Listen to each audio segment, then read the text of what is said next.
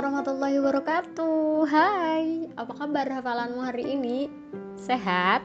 Atau lagi terserang virus malas?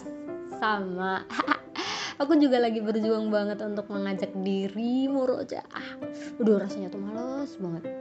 Kadang tuh aku kerap lalai bahwa dulu aku pernah dengan serius memohon untuk hafal seluruh Al-Quran.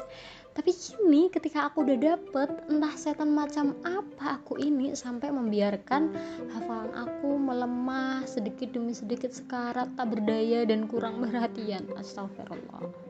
Tapi di podcast kali ini aku gak bakal marah-marah ke kamu atau menyebutkan adab-adab bagi para penghafal yang astagfirullah pemalas sekali. Tidak akan ada hal-hal semenakutkan ini, karena aku bakal share ke kalian bagaimana caranya agar lebih semangat, tapi dengan tentunya kalimat yang positif. Aku ngerti banget kok kalau kamu tuh hobinya murojaah di juz itu aja, karena ya ngerasa lancar, karena nikmat banget kan kalau rasanya lancar ngajinya, nyaman aja gitu. Sama aku juga, ini aku lagi cerita tentang aku. Tapi kalau ingat hafalan yang astagfirullah, ambiar, macar-macir aja, rasanya tuh stres, overthinking, gelisah, dan berbagai kegelapan rasanya tuh menaungi kita. Gimana kalau kamu ingat hafalanmu mulai ambiar, apa yang kamu pikirin? Apakah kamu sesetres aku? Kamu ingat gak sih waktu dulu kita pertama kali memulai hafalan, kita tuh dulu semangat banget gitu loh untuk naik ke juz baru setiap harinya. Nah, entah kenapa saat ini kita tuh rasanya begitu sulit banget untuk memanggil semangat itu kembali. Dan kita tuh udah hatam loh, kita gak perlu berjuang mati-matian untuk segera hatam. Itu artinya kita memiliki waktu lebih dibanding di pondok kan. Maksudnya dulu kita sering banget kan kayak ngayal, andai kita udah hatam pasti kita punya banyak waktu untuk murojaah. Tapi faktanya, realitanya, waktu kita udah hatam ternyata ngerasa gak punya waktu. Kan itu ironi banget ya. Mungkin kamu juga bisa beralasan, tapi aku kuliah, ada banyak banget tugas, ada event ini itu, organisasi, entah apa. Mungkin yang lain bilang, tapi anak aku rewel, kerjaan di rumah numpuk, gak ada waktu. Atau yang lainnya lagi sambat, tapi aku kerja, tugasnya numpuk juga. Ya udah, lupain aja hafalannya. Banyak banget alasannya. Semua orang memiliki kesibukan ya cantik, gak perlu ngerasa paling sibuk sedunia. Karena kalau kamu ngotot gak punya waktu, itulah yang akan terjadi. Ini agak ironi banget sih, kebanyakan orang yang bilang gak ada waktu murojaah itu punya waktu untuk main medsos, nonton TV, kepoin status orang. Waktu terus berjalan, semakin kamu menunda murojaah, semakin sulit kamu akan kembali mendapatkan hafalan sebaik yang dulu pernah kamu hafal. Bakal lebih tinggi lagi usahanya guys. Aku harap kamu cukup bijaksana untuk menggunakan waktu ya. Nah, aku bakal ngasih kamu ide gimana cara agar istiqomah murojaah. Tapi ini cuma contoh kecil yang mungkin bisa kamu aplikasikan di dalam kehidupanmu sehari-hari. Yang pertama caranya adalah persiapkan waktu yang sekiranya tidak akan ada suatu hal apapun yang mengganggu waktu deres kamu ini. Jangan di waktu ketika sinetron kesayanganmu tayang, jangan, nanti kamu gak fokus. Jangan pula di waktu kerja juga, atau di jam-jam orang-orang ini berisik banget ngechatin kamu. Kemungkinan besar godaan malas murojaah kan ada di handphone ya, karena kita bisa dapat banyak entertainment di situ dan kayak ada candu yang begitu luar biasa. Dan kita harus memerangi candu tersebut. Settinglah kebiasaan penggunaan HP-mu, gunakan HP secara bijaksana. Kamu gak perlu kan cek HP tiap bangun tidur, gak perlu kan. Jika kamu bisa bangun malam kayak buat sholat tahajud, itu juga waktu yang pas banget untuk murojaah. Tapi misal kamu enggak kuat untuk qiyamul lail, kamu bisa gunain waktu sehabis subuh untuk memperbaiki hafalan dan murojaah di juz-juz yang berat.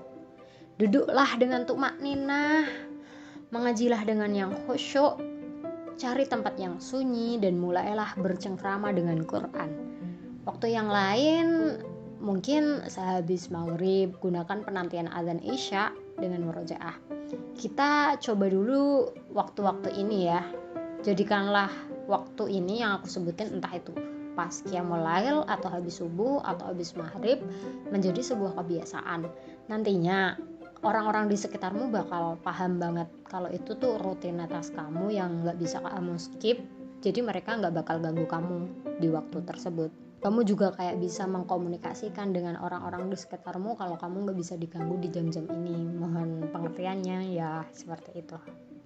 Dan untuk murojaah yang ringan, yang sekiranya kamu mampu, itu kamu bisa sisipin di tengah bengongmu, sambil antri, sambil meninabobokan anak, sambil nyetir, dan sambil nyapu misal, dan banyak hal lainnya.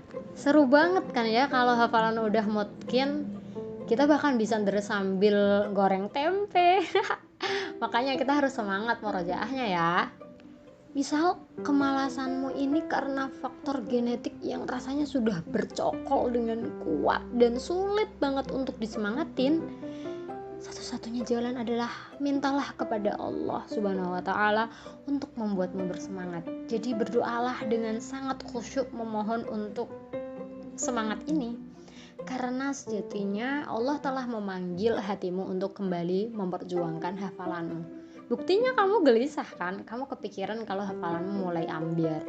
Jadi itu tuh pertanda kalau Allah tuh lagi manggil-manggil. Segera bangun ya, semoga Allah menolongmu. Aduh, tips yang berapa nih? Pokoknya yang selanjutnya tipsnya adalah coba deh kamu ikut event-event perhafidhohan seperti kayak jamiah, semaan, kumpulan ibu-ibu salihah, atau pertemuan alumni di pondok. Tantang diri kamu untuk mengambil peran, pegang mic misal. Aku tahu di dalam lubuk hatimu, ih malu orang hafalan aku jelek, nanti kalau dikatain gimana, atau berbagai macam negatif thinking lainnya. Aku ngerekomendasiin ini karena emang untuk mendorongmu ke jurang rasa malu sih. Kita cek dulu seberapa ambyar hafalanmu. Aku tahu ini ekstrim banget, bisa jadi kamu kapok abis ngikutin event seperti ini.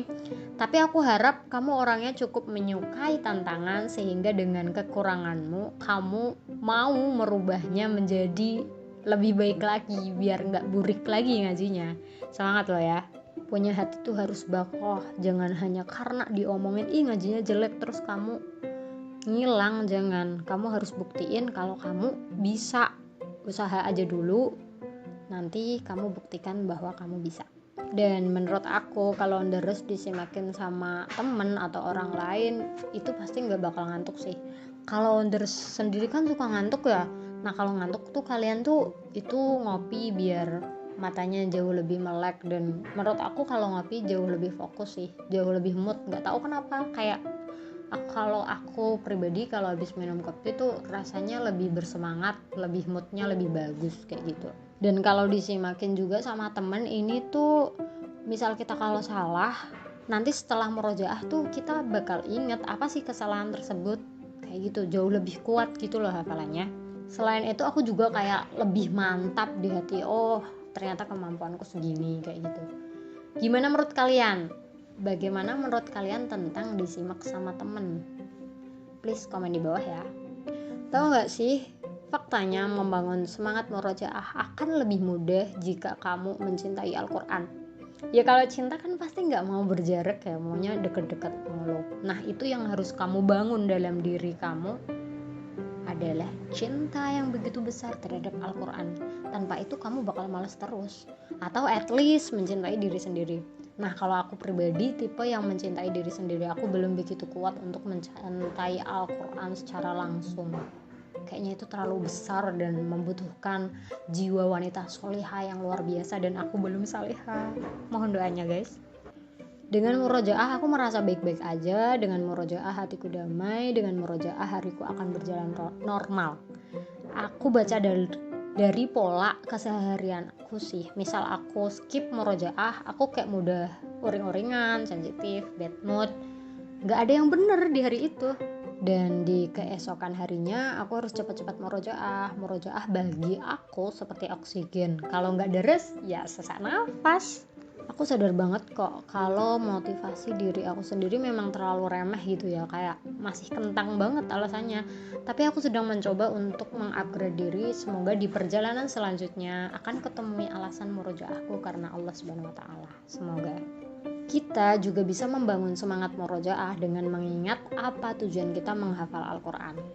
Apa untuk mendapat gelar hafidhoh, apa karena ada hal di balik kehafidahanmu seperti kamu ingin kehormatan, kekayaan, jodoh, privilege, popularitas, atau karena memang kamu salihah murni karena ingin menghamba kepada Allah. Bisakah kamu menjelaskan apa perencanaanmu setelah hatam? Apakah hatam saja cukup untukmu? Jawaban dari pertanyaanku ini akan menentukan seberapa besar kamu ingin menjaga hafalanmu. Ingat, menjadi penghafal Al-Quran tidak berhenti hanya sampai di hatam.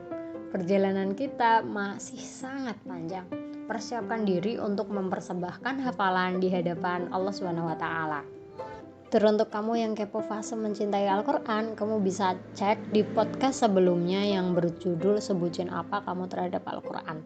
Nanti kamu bakal dapat jawaban di mana kamu saat ini. Fase apa yang saat ini sedang kamu jalani. Dari aku Dina Fitria yang super malas murojaah. See you on next podcast. Mohon maaf. Assalamualaikum. Bye.